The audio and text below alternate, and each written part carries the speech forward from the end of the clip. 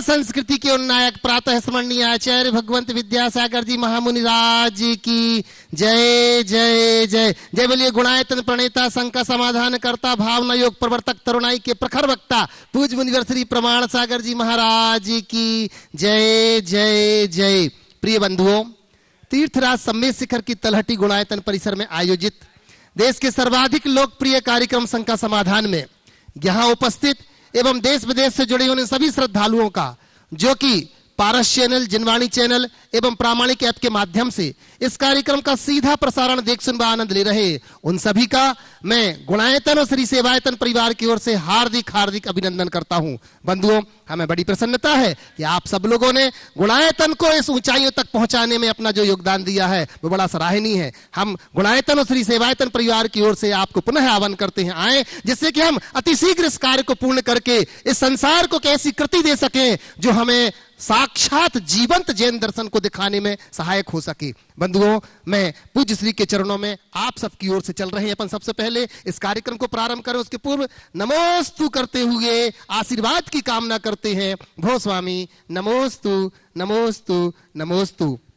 बंधुओं, अनेक लोग अपनी जिज्ञासाओं को, अपनी शंकाओं को प्रामाणिक ऐप के माध्यम से भेज रहे हैं। हम पुनः उनसे कहना चाहेंगे कि आप अपनी शंकाओं को प्रामाणिक ऐप में भेजें, जिससे कि हम यहां पर ले पाएंगे। एक चीज निवेदन जरूर करेंगे, आप प्रश्न भेजें, ना कि पूरी इबादत भेजें लिख करके, क्योंकि अगर बहुत लंबा होगा तो हम क्षमा चाहते हैं कि नहीं ले पाएंगे। साथ ही साथ एक और निवेदन करेंगे, जो लोग गुप्त रूप से प्रश्न भेजते हैं वो कम से कम अपना फोन नंबर तो लिखें, जिससे हम उनको गुप्त रूप से उसका उत्तर दे भी सकें। इस बात का वो लोग ध्यान रखेंगे। चलिए, आज हम पुनः जो लोगों ने परोक्ष रूप से अपने प्रश्न भेजे, महाराज श्री आपके चरणों में वंदन करती हूँ, उन सबकी ओर से पहले हम नमोस्तु कर रहे हैं। और अब शुभम जैन रायपुर से महाराज श्री आपके चरणों में वंदन करते हुए पूछना चाह रहे हैं कि देश में एक्टर और क्रिकेटर दोनों ही युवाओं के लिए प्रेरणा स्रोत माने जाते हैं। ऐसे में एक्टर पान मसाले और क्रिकेटर जुए की लत लगाने के लिए भरपूर विज्ञापन कर रहे हैं, तो इससे हमारे देश के युवाओं को कैसे बचाया जाए, जबकि इसमें आर्थिक और सामाजिक रूप से भारत डूबता चला जा रहा है। इसमें आपका उद्बोधन जरूर मिले। नमस्ते। देखिए, बात बहुत ही गंभीर है। निश्चित समाज जिनको अपना आदर्श मानती है, उनको चाहिए कि समाज के आदर्श के लिए कुछ काम करे। मुझे मालूम है कि अमिताभ बच्चन ऐसे कोई विज्ञापन नहीं करते। आज वो हर के आदर्श हैं, सभी के हृदय के धड़कन। क्यों ना हो, ऐसे सभी एक्टर्स और क्रिकेटर्स या जो भी सेलिब्रिटीज हैं, उन तक ये संदेश लोग पहुंचाएं कि आपको हम अपना आदर्श मानते हैं और आपके माध्यम से इस तरह के विज्ञापनों से समाज की सेहत प्रभावित होगी, वो देश की व्यवस्था को खराब करने वाली है। इसलिए आपसे निवेदन है, कृपया ऐसी वस्तुओं के विज्ञापन में आप आगे ना आए। यदि पूरे देश भर के लोग इस तरह की बातें करेंगे तो मुझे पूर्ण विश्वास है कि वे लोग भी अपने कृत्यों पर विचार करने के लिए बाध्य होंगे और फिर हमारी समस्या का समाधान होगा। क्योंकि जो लोग एक बार जिसको मान लेते हैं तो वही उसका सब कुछ हो जाता है। और जितनी भी कंपनियां हैं, इनको मोटी रकम इसी बात की तो देती है कि लोग इनको फॉलो करते हैं, तो इनको पकड़ लो तो चीज़ें हमारे हाथ में आएगी। इन तक हम अपनी बात पहुंचाएं, जिन भी माध्यम से पहुंचाए लोगों में जागरूकता हो, तो मुझे लगता है एक अच्छा परिवर्तन घटित हो सकता है। नितिन जैन बिनौली बागपत से नमोस्तु करते हुए कह रहे हैं, महाराज श्री के चरणों में बारंबार नमन।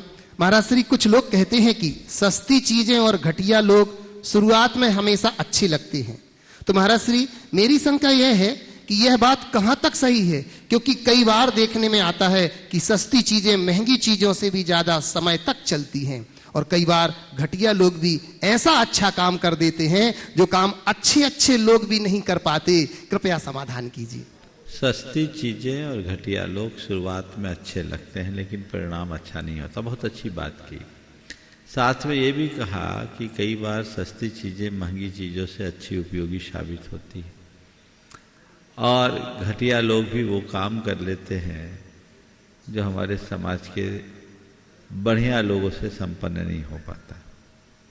मैं इस संदर्भ में बात कहूँगा, जहाँ तक पहला वाक्य है, प्रथम दृष्टया इस वाक्य से मैं अपनी सहमति प्रदान करता हूँ कि जो चीज़ें सस्ती होती है, जो केवल सस्ती देखकर चीज़ों को लाते हैं, वो उपयोगिता को भूल जाते हैं।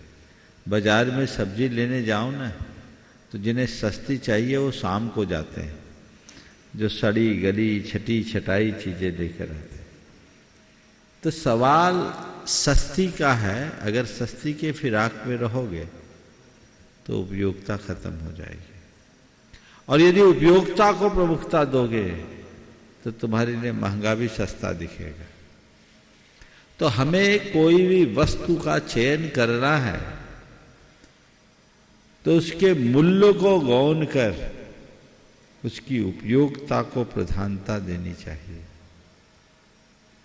अगर हम उपयोगिता को प्रधानता देते हैं तो चीजें सस्ती होकर के भी गुणकारी हो सकती है, और कई बार महंगी चीजें भी नुकसानदेह हो जाती। हाँ, और जो केवल सस्ती देखते हैं वो गुणकारी चीजों को नहीं ले पाते, सच है। दूसरी बात जो कही, घटिया लोगों का घटियापन दो तरह से होता है। एक वे जिनका वैचारिक स्तर घटिया है, जिनके सोच का स्तर हल्का है, ऐसे लोग हमारे लिए कभी कुछ काम नहीं कर पाते, क्योंकि घटिया मानसिकता से बढ़िया जीवन नहीं जिया जा सकता। जो खुद घटिया है वो औरों को क्या करेगा? तो ऐसे लोगों के चक्कर में पड़ोगे तो वो तुम्हें कहीं का नहीं छोड़ेंगे। तो घटिया मानसिकता वाले लोगों से सुरक्षित दूरी रखनी चाहिए। पर कुछ लोग हैं जिन्हें हम घटिया समझते हैं, क्योंकि उनका रहन सहन अपेक्षाकृत साधारण दिखता है, लोग उनको घटिया मान लेते हैं, लेकिन अंदर से उनका जीवन बढ़िया होता है। सड़क पर चलने वाले, सड़क पर सोने वाले लोग देखने में घटिया दिखते हैं, लेकिन कई ऐसे लोग भी हैं जिनकी सोच बहुत बढ़िया होती। तो हमें घटिया और बढ़िया व्यक्ति के बाहरी स्तर पर न समझें, व्यक्ति की सोच और मानसिकता के बल पर उसका आकलन करें। जिनकी मानसिकता अच्छी वे सब जगह अच्छे हैं, और जिनकी मानसिकता बुरी वो सब जगह बुरे। संजय सीमा जी मोदी बाकल जिला कटनी से चरणों में नमोस्त निवेदित करती हुई कह रहे हैं, गुरुदेव गुरुवर, पृथ्वी लोक से मृत्यु लोक के बीच में पड़ने वाले टोल टैक्स को प्राइवेट हॉस्पिटल कहा जाता है। आज के समय में इस टोल पर इंसान अपना सब कुछ लुटा बैठता है। तो गुरुदेव, मेरी शंका यह है कि इस टोल टैक्स से बच करके जाने का कोई तो रास्ता होगा, कृपया वो रास्ता बताएं। पृथ्वी लोक से मृत्यु लोक के बीच का टोल टैक्स प्राइवेट हॉस्पिटल है, और जहां इंसान को अपना सब कुछ लुटा देना पड़ता है। आपने कहा इस टोल टैक्स से बचने का कोई तो उपाय होना चाहिए। अभी भारत सरकार ने एक व्यवस्था बनाई है, क्या बोलते हैं उसको, टोल पर नहीं रुकना पड़ता है, जिसको फास्ट ट्रैक है ना। तो फास्ट ट्रैक की व्यवस्था कर लो, लिमिट से टैक्स चुकेगा, समझ गए, और गाड़ी कहीं रुकेगी नहीं। तो परमार्थ के क्षेत्र में फास्ट ट्रैक रखना है तो अपने जीवन स्तर को अच्छा रखो, अपनी जीवन शैली को अच्छा रखो, अपनी आहार विहार की चर्या को नियमित रखो। नियमित आहार विहार की चर्या होगी ना तो तुम्हें कभी अस्पताल जाना ही नहीं पड़ेगा, जाना भी पड़ा तो अटकना नहीं पड़ेगा। जीवन शैली बिगड़ चुकी है, लोगों का खान पान चौपट है, और अनेक प्रकार के तनाव दिमाग में हैं, तो आपके साथ ऐसी व्यवस्थाएं होती है। परमार्थ के फास्ट ट्रैक से आप जुड़ते हो तो फिर कोई दुविधा शेष नहीं रहेगी। सुरेश जी रायपुर से नमोस्तु निवेदित करते हुए कह रहे हैं, गुरुदेव मेरी शंका यह है कि गुरुदेव हम सभी पारसनाथ भगवान की मुनि अवस्था की मूर्ति की पूजा अब इसे क्यों करते हैं? क्योंकि पारसनाथ भगवान पर मुनि अवस्था में ही उपसर्ग आया था। कृपया समाधान कीजिए। बिल्कुल ठीक कह रहे हैं, हम मुनि अवस्था की पूजा नहीं करते। भगवान पार्श्वनाथ ने मुनि अवस्था में जो उपसर्ग सहा था उसे दर्शाने के लिए उपसर्गाविष्ट मुद्रा हम दिखाते हैं, लेकिन उस मूर्ति में हम पांचों कल्याणक का आरोपण करते हैं। पंच नहीं है, वो परमात्मा की प्रतिमा है, वो अरिहंत अवस्था की प्रतिमा है, जिसमें हमने पांचों कल्याणक ले लिए। अरहंत की, अन्य भगवान की अरहंत अवस्था में भी हम उनकी सिद्ध अवस्था की स्थापना करते हैं। तो ये हमें समझना चाहिए कि हम उनको पांचों कल्याणक से समन्वित करके प्रतिष्ठित कर रहे हैं। इसलिए जब भी पार्श्वनाथ भगवान की फनावली के साथ वंदना करना तो ये नहीं सोचना कि हम पार्श्वनाथ भगवान मुनि पार्श्वनाथ की वंदना कर रहे हैं। ये मानना जिन्होंने भयानक अवस्था, मुनि अवस्था में भयानक उपसर्ग सहा, ऐसे भगवान पार्श्वनाथ की वंदना कर रहे हैं। महाराज श्री आशीष कुमार जैन गुणायतन ट्रस्टी जो कि अमरपाटन दिल्ली से है। महाराज श्री अभी अभी उनकी जब मेरी से उनसे बात हुई तो उन्होंने बताया कि उनके पिताजी जब आपके पास आए और आपने उनको ऐसा आशीर्वाद दिया कि वो एडिशनल एसपी से वो एसपी हो गए हैं और आपका इस उपकार को मान रहे हैं। और आपके चरणों में नमोस्तु निवेदित करती हुई कह रहे महाराज श्री वो अभी अभी आईवी में एसपी पद पर पदस्थ है। भारत सरकार वो आपके चरणों में वंदन करती हुई कह रहे हैं, प्रश्न पूछ रहे हैं कि यदि किसी मंदिर में मूलनायक महावीर स्वामी हो एवं यदि वेदी में आदिनाथ, शांतिनाथ और पार्श्वनाथ भगवान की प्रतिमा हो तो हमें किस क्रम से अर्घ चढ़ाना चाहिए? दूसरा, आपकी दिव्य वाणी जिन चार बातों पर खिरती है उनकी आपके मन में कैसे तैयारी होती है? क्योंकि ऐसा प्रवाह साधारण नहीं हो सकता है और ऐसा हर ज्ञानी के साथ नहीं है संभव। कृपया हमें मार्गदर्शन दें और आप हमें आशीर्वाद दें जिससे कि हम ऐसे ही और आगे बढ़ते रहें। पहले तो मैं आशीष भाई को आशीर्वाद देता हूं।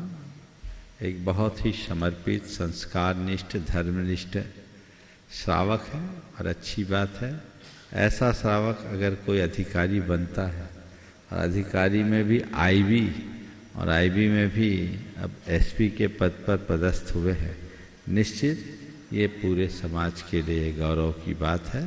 मैं उनके माध्यम से समाज के अन्य युवाओं को भी प्रेरणा देना चाहूँगा कि वे अपनी प्रतिभा को सही दिशा में नियोजित करें और इस दिशा में आगे बढ़कर देश, संस्कृति, समाज की सेवा करते हुए धर्म की प्रभावना करें। ये मेरा आशीर्वाद है। अब आपके दो सवाल। वेदी में मूल नायक महावीर स्वामी हैं, आदिनाथ, पार्श्वनाथ और अन्य भगवान भी विराजमान हो तो किस क्रम से अर्घ चढ़ाएं? पहले मूल नायक, बाकी बाद में। मूल नायक होते हैं। अर्घावली में मूल नायक की वंदना पहले होती है। आपने पूछा है कि प्रवचनों में जो चार बातें होती है उसकी पहले से क्या तैयारी होती है। मैं आप सबसे बताता हूँ कि मेरी तो 90% प्रवचनों में कोई तैयारी ही नहीं होती। जैसे शंका समाधान में मैं बिना तैयारी के बैठता हूँ, वैसे यहाँ आता हूँ, नमोकार बोलता हूँ और बस उसी समय निर्णय लेता हूँ कि आज मुझे किस धारा में चलना है।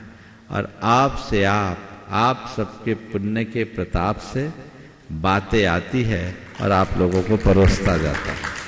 प्रवाह का क्रम गुरु आशीर्वाद से बना रहता है, निरंतर वो चलता है।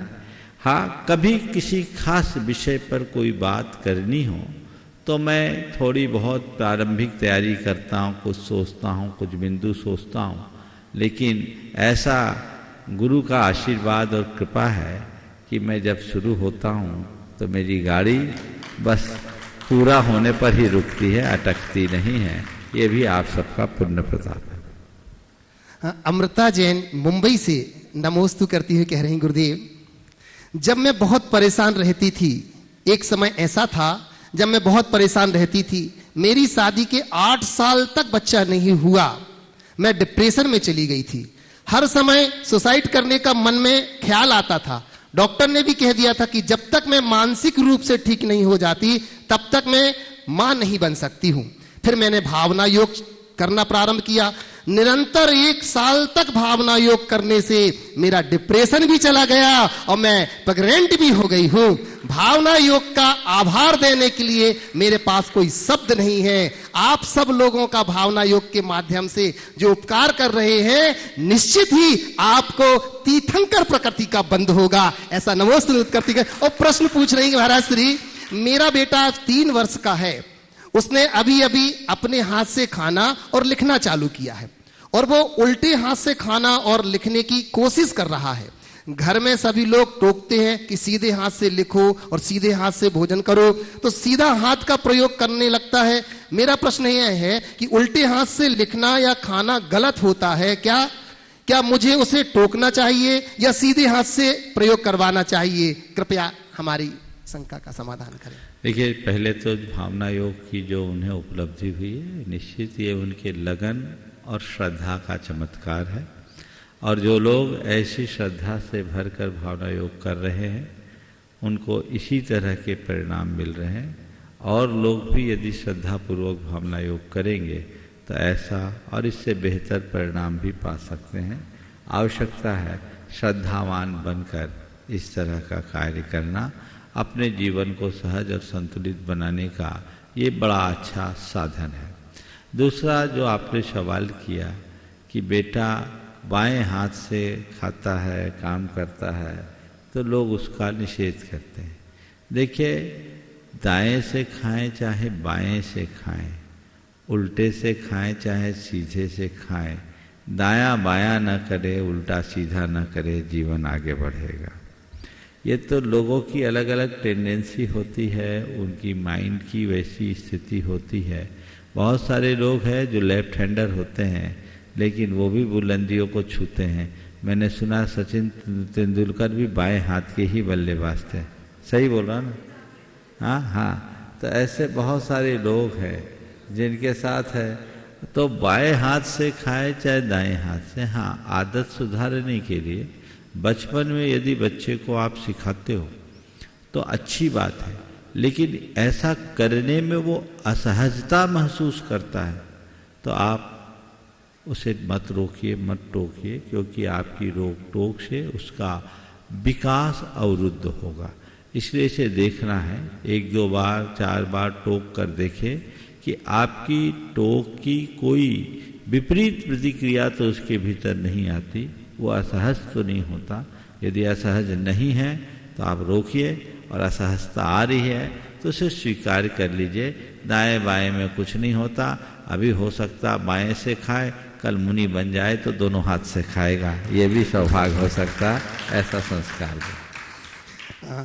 प्रमोद जैन पापड़ीवाल, महावीर नगर, दुर्गापुरा, जयपुर से महाराज श्री नमोस्त निवेदित करते हुए कह रहे हैं कि ट्रेन की कंफर्म सीट को थोड़े से सफर के लिए हम अपना मान बैठते हैं।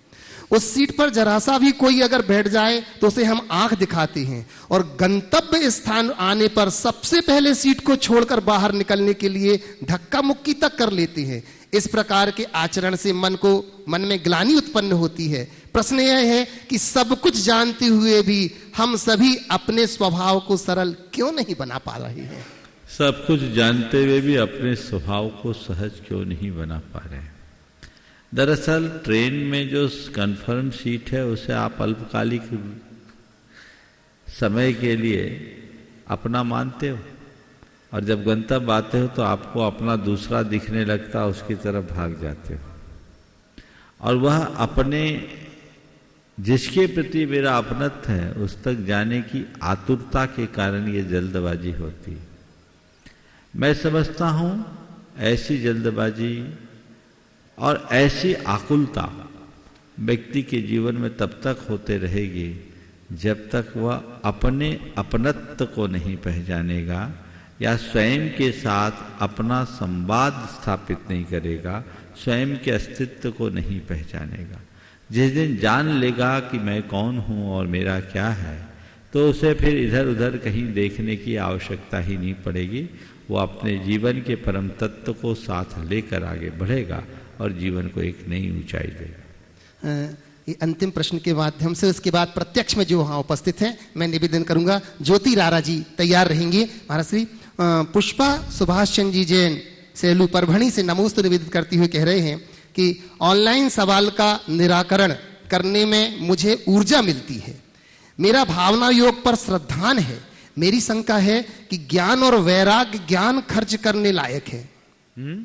ज्ञान और वैराग्य में ज्ञान खर्च करने लायक है और वैराग्य अनुमोदना लायक है, तो दोनों का समर्थन एक साथ कैसे करें? यह आचार्य श्री के नाम से पाठशाला चलती है महाराज श्री, और सभी बच्चों को आपका मार्गदर्शन और आपका आशीर्वाद मिले ऐसा कामना कर रहे हैं। बहुत अच्छा आशीर्वाद है मेरा। वो अक्सर ऑनलाइन में इनके सवाल आते रहते हैं। बहुत अच्छा सवाल किया। ज्ञान और वैराग्य में ज्ञान खर्च करने लायक है और वैराग्य अनुमोदना के लायक है। मैं आपके वाक्य को थोड़ा संशोधित करूंगा। ज्ञान खर्च करने लायक है और वैराग्य पुष्ट करने लायक है। ज्ञान को आप जितना खर्च करोगे ज्ञान उतना बढ़ेगा, और वैराग्य को जितना पुष्ट करोगे वैराग्य उतना बढ़ेगा। इसलिए ज्ञान का अभ्यास करते हुए ज्ञान को बांटिए और वैराग्य को हृदय में जगाकर उसे जिए, उसे पुष्ट करे। वैराग्योत्पादक सामग्री से अपने आप को भरकर रखे, जिससे जीवन में समाधान मिल सके। सच्चे अर्थों में जैसे जैसे ज्ञान प्रकट होता है वैसे वैसे वैराग्य भी जगता है। बिना वैराग्य के ज्ञान सार्थक नहीं रखना चाहिए। कागजी ज्ञान आपको भटका सकता है, पर यथार्थ ज्ञान वैराग्य से भरता है। जैन राया विरज्येदि जैन शेये सुरज्यदि जैन मित्ति प्रभासे जय तम नानम जिन शासन जैन तच्चम विभुज्य जय जैन शेये सुरज्यदि जैन अत्ता प्रभासे जय तब नानम जिन शासन।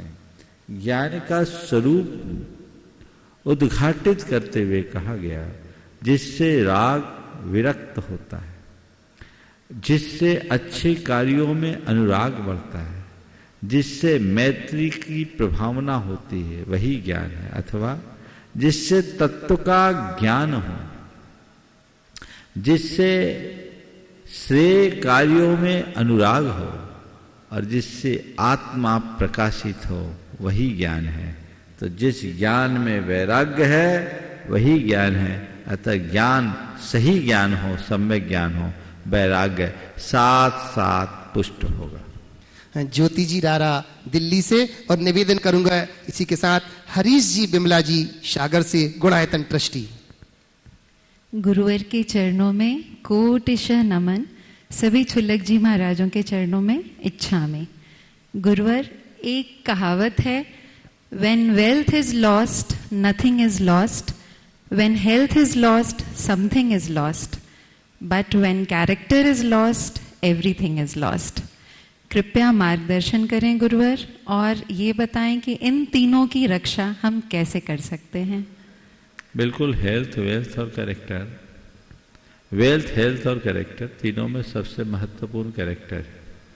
आपने पूछा इन तीनों की रक्षा हम कैसे करें। अपना फेथ अच्छा रखो तो सब सुरक्षित रहेंगे। आज लोगों की फेथ ही खत्म हो गई। पहले लोगों का विश्वास अपने जीवन के प्रति होता था, जीवन मूल्यों के प्रति होता था।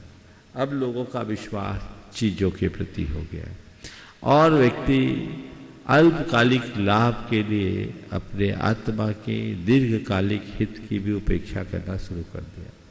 इसलिए यदि हम चीजों की जगह अपने आप के प्रति और जीवन के प्रति श्रद्धा रखना शुरू करेंगे, फेथ रखना शुरू करेंगे, तो हम वेल्थ भी वेलफेयर के लिए लगाएंगे, हेल्थ के प्रति काशस रहेंगे, और कैरेक्टर को अपने जीवन का मूल तत्व मानकर संभालेंगे। नमोस्तु गुरुवर।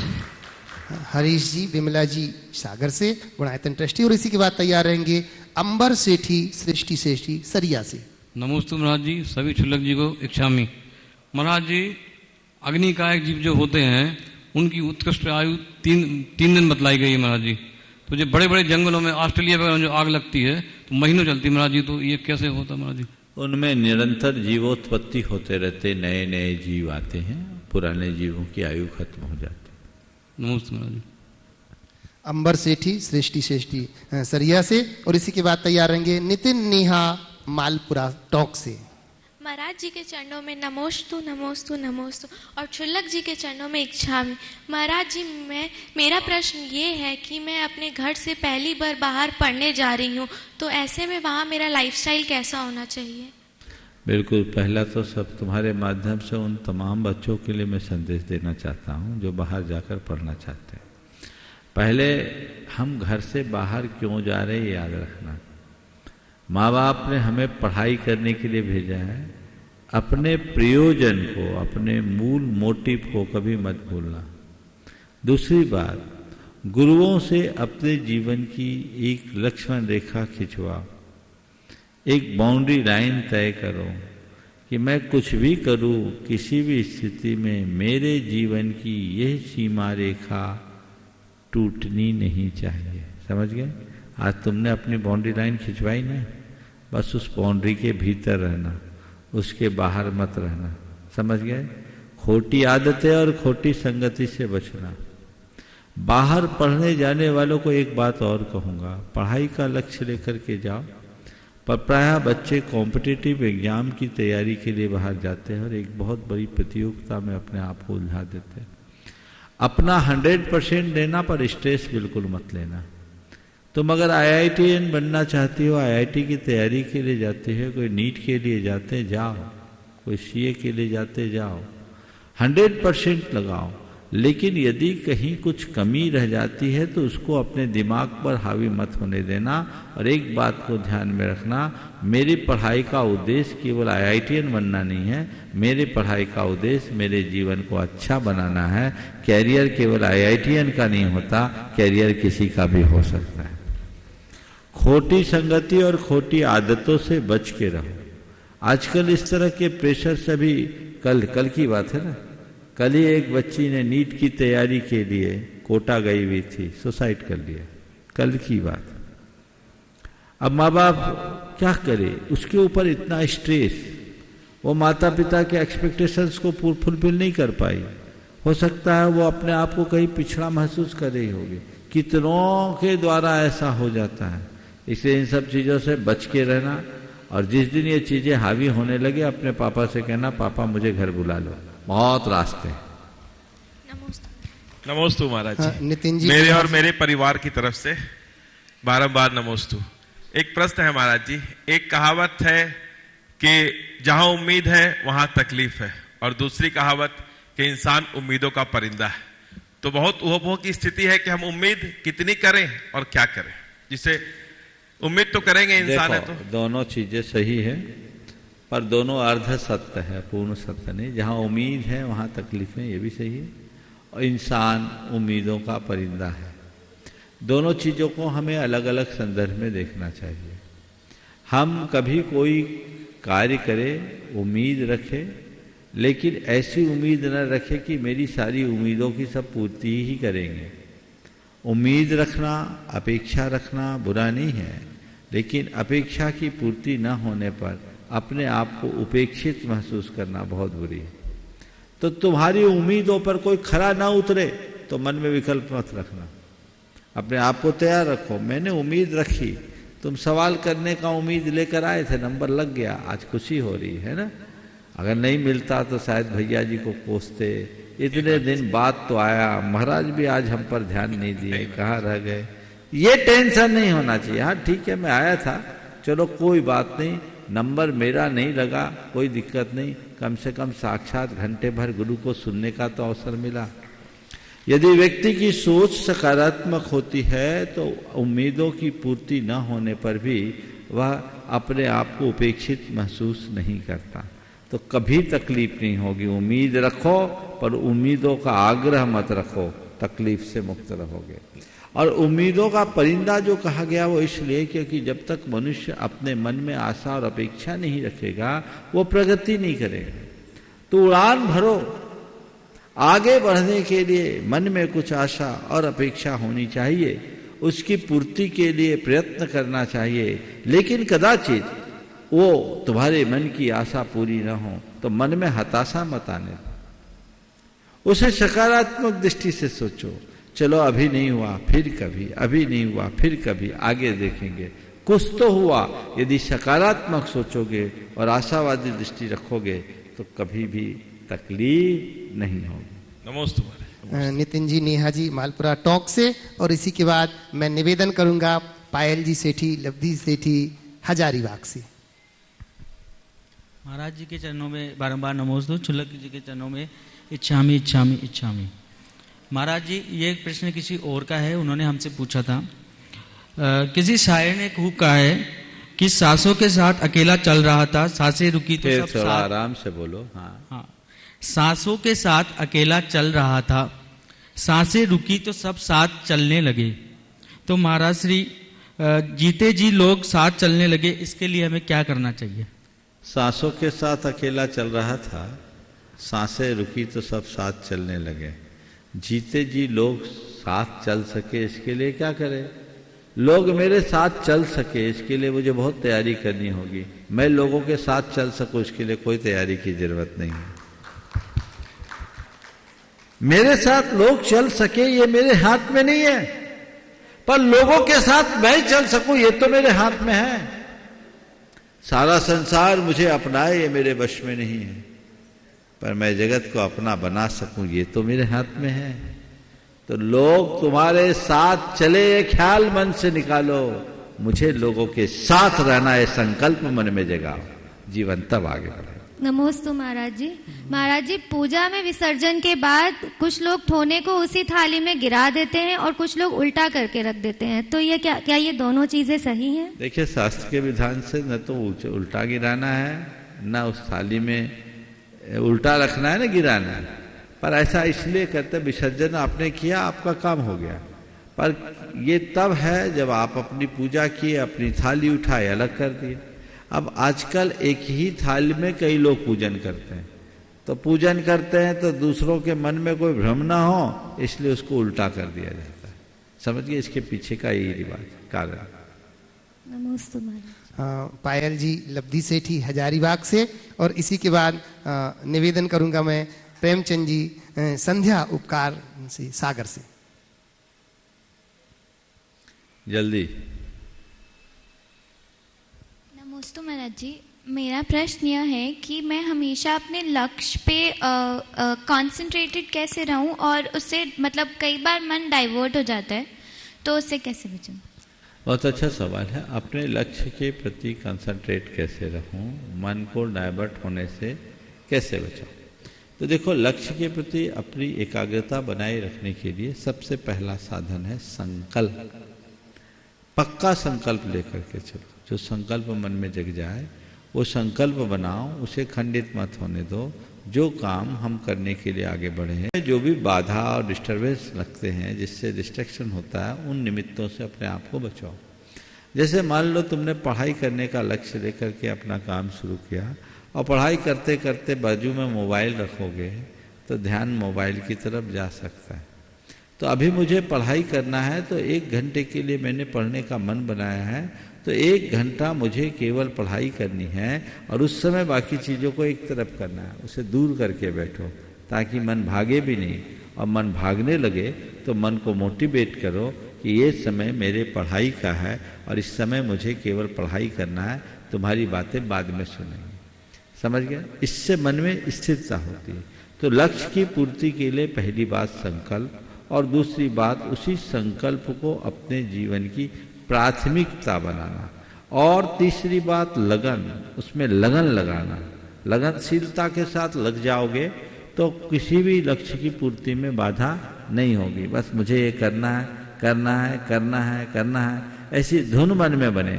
और चौथी बात, भावना योग करो और उसमें हर पल ये बात दोहराओ, मुझे अपना लक्ष्य पाना है, मुझे अपना लक्ष्य पाना है, तो फिर समाधान मिल जाएंगे।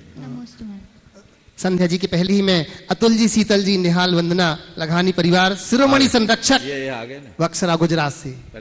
अच्छा, मैं सोच रहा था। चलिए पहले संध्या जी और फिर तैयार रहेंगे। नमोस्तु महाराज जी, नमोस्तु। छुल्लक महाराजों को इच्छामी। महाराज जी, कि देखते हैं कि अक्सर वही दिए हाथों को जला देते हैं जिनको हम जलाने के लिए हाथ लगाते हैं अपना। बड़े दिए अक्सर वही दिए उन हाथों को हाथ में लेके बोल दो। हाँ परेशान हो रहे। अक्सर वही दिए हाथों को जला देते हैं जिनको हम हवा से बचा रहे होते हैं। हाँ, अक्सर वही दिए हाथों को जला देते हैं जिन्हें हम अक्सर हवा से बचाए रखते हैं। ऐसा इसलिए होता है कि दिए में चिमनी नहीं लगाते। जिन दियों को बचाओ उसके चारों तरफ चिमनी भी लगाओ, क्योंकि इन्हें हम बचा तो रहे हैं पर संस्कार नहीं देंगे तो ये हाथ जला देंगे। संस्कारों का यही मूल्य है। हम लोगों को आगे तो बढ़ाते हैं लेकिन उनके गुणों को बढ़ाने के पीछे रह जाते हैं। उसे पुष्ट करें तब जीवन अच्छा। नमस्ते महाराज। अतुल शीतल निहाल वंदना लघानी परिवार शिरोमणि संरक्षक बक्सरा गुजरात से। और इसी के बाद मैं निवेदन करूंगा हमारी सुनीता दीदी जी, ब्रह्मचारिणी सुनीता दीदी जी। गुरुदेव के चरणों में नमोस्तु नमोस्तु नमोस्तु। सभी शुल्लक महाराज जी के चरणों में इच्छा में।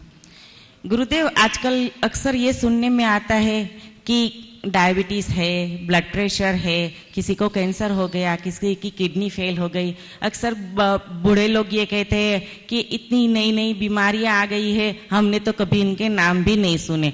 तो गुरुदेव, आजकल इतनी बीमारियां फैलने का कारण क्या हो सकता है? देखिए, इसमें दो दृष्टिकोण है। आज बीमारियां फैली है बेशक, लेकिन दूसरी तरफ से देखें तो मृत्यु दर घटी है। अभी कल परसों ही मुझे एक रिपोर्ट किसी ने बताई कि भारत में मृत्यु दर घटी है, औसत उम्र भी बढ़ गई है, क्योंकि अब चिकित्सा सुलभ हुई।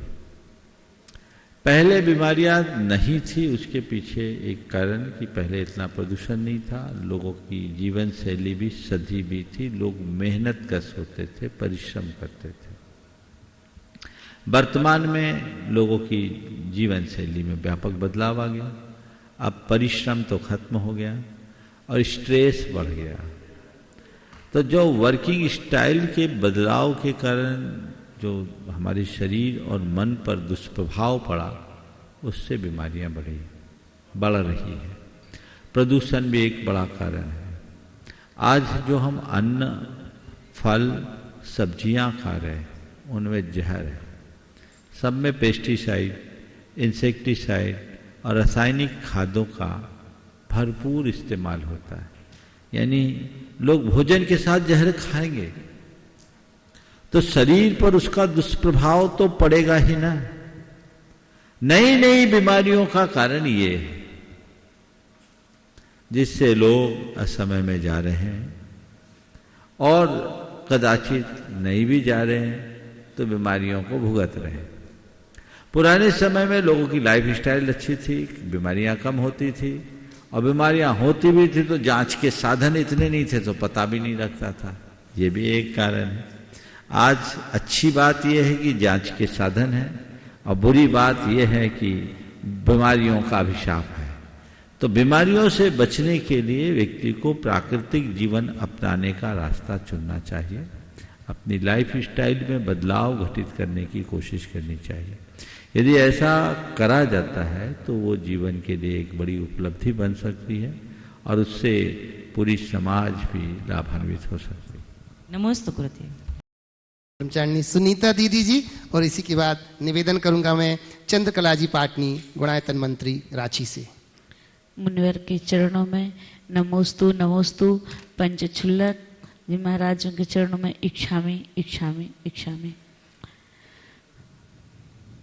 महाराज जी, हमारे अपने जीवन में, व्रती जीवन में अगर हम किसी के प्रति नहीं देखें, लेकिन अगर मान लो हमारे प्रति ईर्षा, जलन की भावना हो, तो इसको हम कर्म का उदय माने या 12 भावनाओं का चिंतन में लाने के बाद भी अगर वैराग्य से भी अपन भरे रहें और अगर ईर्षा जलन की भावना करते हैं तो उसमें हम कर्म का उदय माने या उसमें हम क्या करें, या हमारे अंदर कोई कमी है? देखो, ईर्ष्या की बीमारी ऐसी बीमारी है जो हर किसी में हीनाधिक रूप में पाई जाती है, और इससे साधु भी नहीं बचते। ये दुर्बलता है। किसी की प्रगति को हर कोई नहीं सह पाता, किसी की उपलब्धियों को हर कोई नहीं पचा पाता। जिनकी सोच छोटी होती है, जिनके अंदर में बड़ा अभिमान और अहमन्यता का भाव बना रहता है, उनका चित्त ईर्ष्या से विदग्ध रहता है, जलता रहता है। ईर्ष्या की आग उनके हृदय में धधकते रहते। तो कोई मुझसे ईर्ष्या न करे, ये मेरे हाथ में नहीं है। ईर्ष्या करते हैं करे, ईर्ष्या करते हैं करे।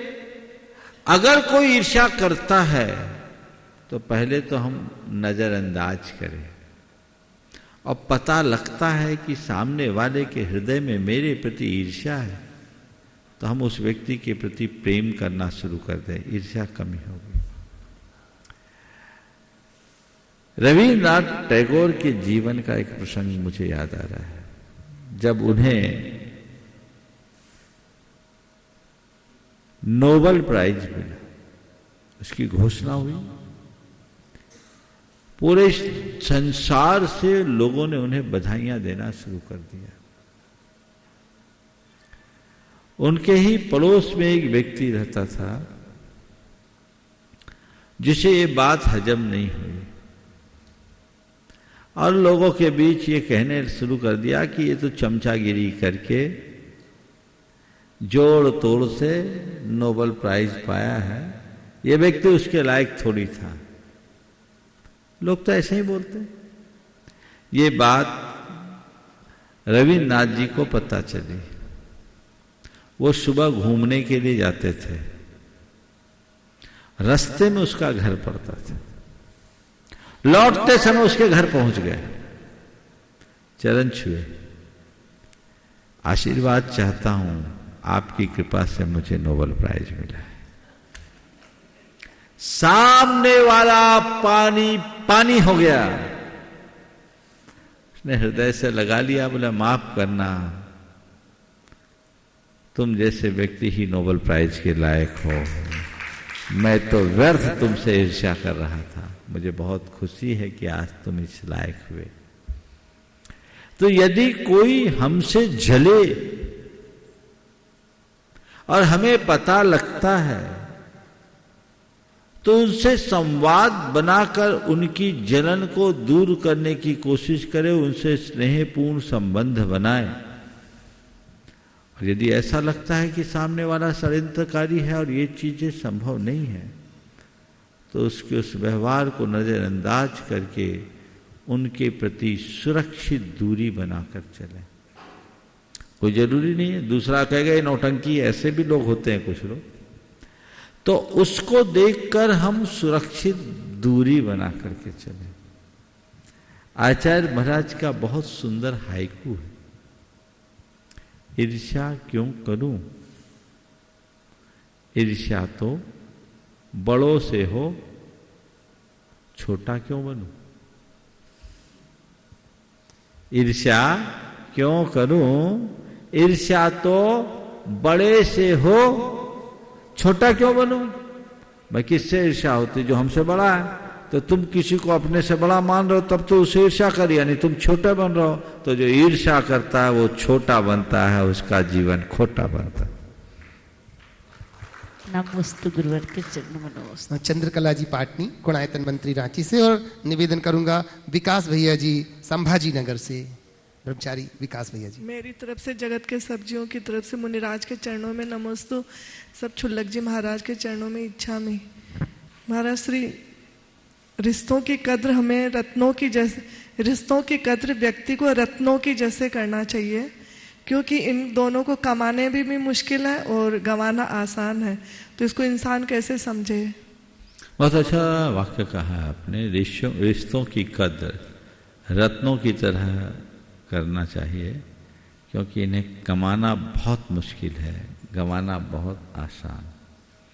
बहुत अच्छा सुझाव है और ऐसा हमें करना ही चाहिए। और वे लोग करते हैं जो रिश्तों को रत्नों से भी कीमती समझते हैं। लोग रत्नों की कद्र में तो कोई कसर नहीं छोड़ते हैं, पर ऐसे लोग रिश्तों की उनके लिए रिश्तों का कोई मतलब नहीं होता। उनके सारे रिश्ते रत्नों से ही जुड़ जाते हैं। जिनके पास पैसा है वो उनको ही महत्व देते हैं, उनको ही मूल्य देते हैं, बाकी को भूल जाते हैं। तो ये हमारे जीवन की एक भयानक भूल है, कमजोरी है।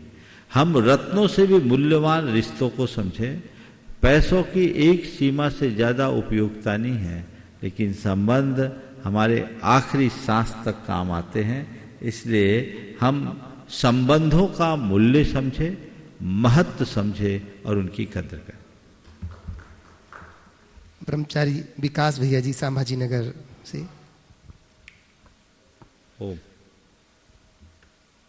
मैं मुनि श्री प्रमाण सागर महाराज जी के चरणों में त्रिवार नमोस्तु करता हूँ और सभी क्षुल्लक महाराज जी के चरणों में इच्छा में निवेदन करता हूँ।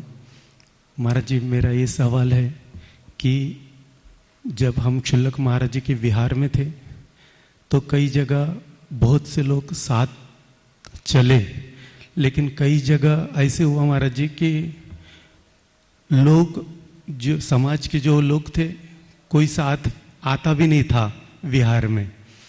तो महाराज जी, मेरा यह सवाल था कि जो विहार में हो या आवास, मुनि महाराज जियों का आवास हो, तो ऐसे इसमें जब ये वयावृत्ति है तो ये वयावृत्ति का लोगों को इसका फल क्या मिलता है, इसका मुझे सभी की ओर से मैं सवाल। देखिए, बहुत अच्छी बात आपने की। इस संदर्भ में दो बातें मैं कहूँगा। साधु संतों के आहार विहार कराने में श्रावकों की अभिरुचि होनी चाहिए। ये आपका कर्तव्य नहीं, धर्म है, और ये साथ ही से पुण्य बंध का कारण है। गृहस्थों के जीवन का उत्थान इसी तरीके से होता है। इसलिए आहार विहार में अपनी भागीदारी रखनी ही चाहिए, और इसलिए भी रखना चाहिए खासकर विहार के समय, क्योंकि आजकल अनेक प्रकार की दुर्घटनाएं भी देखने को मिलने लगी है। साधु संतों के साथ रास्ते में कम लोग या लोगों के न रहने से कई बार इस तरह की दुर्घटनाएं प्रकाश में आती है। वो हमारे समाज के लिए बहुत बड़ी क्षति होती। इसलिए श्रावकों को चाहिए यदा कदा जब कभी भी साधु संत का सानिध्य मिले तो बड़े उत्साह के साथ आप उनकी आगवानी करें, उनको पहुंचाएं, अथवा पहुंचाने की जो भी व्यवस्था है वो व्यवस्था करें, यथासंभव उसकी व्यवस्था करें। ये करना चाहिए। चूँकि लोगों की व्यस्तताएं बढ़ गई है। पहले 4 आदमी मिलकर एक धंधा करते थे, अब एक आदमी 4 धंधा करता है। समय की कमी लोगों के पास बहुत होने लगी है और प्राथमिकताएं भी बदल गई है। इसलिए लोग इस तरह की बातें कम कर पाते हैं, और कई जगह ऐसा दिखता है, वो उचित नहीं है। पर साधु संतों के संदर्भ में मैं ये कहूँगा, साधु तो अपने दम पर साधु बना है, श्रावकों के भरोसे नहीं। हमारे साथ कोई आए तो और ना आए तो, मैं तो अकेला ही निकला हूँ। मैं निकल पड़ा हूँ अपने पथ पर और अपने लक्ष्य के लिए जाना है। इसलिए तुम्हारे आने नहीं आने से उनका विहार नहीं रुकता। ये तो उनका भाग्य है जो आहार विहार में लाभ लेकर अपने जीवन का उद्धार करते हैं, पुण्य का संचय करते हैं। तुम्हारे द्वारा सेवा होती है, वैयावृत्ति होती है, और यही तुम्हारे पुण्योपचय का कारण है। निवेदन कर रहा हूँ पूज्य शुल्लक जी, आदर सागर जी महाराज, पूज्य श्री के समादर सागर जी महाराज से निवेदन करता हूँ। ओम नमस्तु भगवान। अजी पूजन में आता है, भाव सहित बंदे जो कोई ताई नरक पशु गति नहीं हुई। वहाँ पर ये नहीं कहा है कि आप चतुर्मास में बंदना करो तो मिलेगा, गर्मी के दिनों में मिलेगा तो, या ठंड के दिनों में करोगे तो मिलेगा। लेकिन लोगों की आज विचारधारा हो गई है कि जैसे कि वर्तमान में अभी गर्मी के दिनों में भीड़ कम हो गई है। तो महाराज जी, प्रश्न ये है, पर्वतराज की वंदना करने का फल और सम्यक शिखर जी मधुबर की आकर दर्शना करने का फल, दोनों का फल और यहाँ आकर दर्शन करने के जाने का जो फल है वो पर्वत की वंदना से है या नीचे के जो मंदिर आदि है उनसे है समाधान के। देखिए, निश्चित बहुत अच्छी बात आपने कही। ये तीर्थराज परम पावन तीर्थराज है और इस शाश्वत तीर्थ भूमि की भाव सहित वंदना करने वाले नरक और पशु गति से बच जाते हैं, इसमें कोई संशय नहीं। अब रहा सवाल वंदना करने का। चूंकि ये 27 किलोमीटर की वंदना है, हर किसी के वश की तो नहीं है। अपनी शारीरिक शिथिलता होती है, परेशानियां होती है और मौसम का भी असर इस पर पड़ता है। अन्य ऋतुओं की तुलना में गर्मी में वंदना करना थोड़ा भारी पड़ता है, हर किसी के वश का नहीं है, इसलिए लोग कम आते हैं। जब अनुकूलता होती तब करते हैं। तो वंदना करने का फल मिलता है, जितने भाव से आप वंदना करो उतना फल मिलेगा। लेकिन यदि कोई गर्मी में भाव से वंदना करता है तो उसको दोहरा फल मिलेगा, उसकी तपस्या है। कई ऐसे लोगों को मैं जानता हूं कि इस भर गर्मी में हर महीने वंदना करने आते हैं, पूरी वंदना करके जाते हैं। कुछ लोग तो उपवास से वंदना करते हैं, जेठ के माह में भी उपवास से वंदना कर लेते हैं। तो ये उनकी बड़ी इच्छा शक्ति है, उनका संकल्प है और वो उनकी तपस्या है। तो जब भी आप वंदना करें, जितनी प्रतिकूलता में आप धर्म करोगे उतना ज़्यादा लाभ मिलेगा, ये बात समझना चाहिए। लेकिन इस तरह से वंदना मत करें कि आपका शरीर खिंच जाए, वो देख कर करना।